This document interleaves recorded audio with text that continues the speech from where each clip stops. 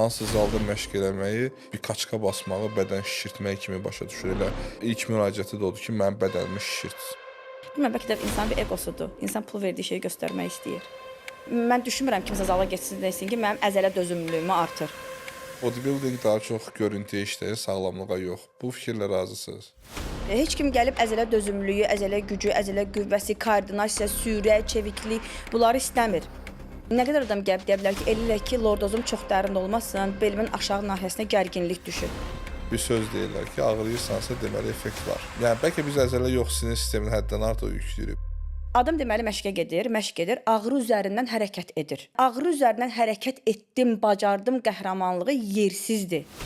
Klassik məşqdən konkret nə olaraq fərqlənir sizin metodikanız? Nə oldu? Dünyada elə bir dominant protokol olmadı ki, bu zədələri həll etsin. Biz elə zədələrlə əlləşirik. Mən o insanın toxumalarını diaqnostika edim ki, görüm oynağı hərəkətə keçirən əsas toxuma stimullaşırmı? Funksionallığını verəndən sonra nə istəyir? Əzələ böyümək, gəl böyüdək. Əsas prioritet güc olmalıdır, yoxsa sinir sisteminin balansı? Əgər sinir sistemində balans yoxsa, istifadə etdiyi güc bir gün oynağını zədələyəcək.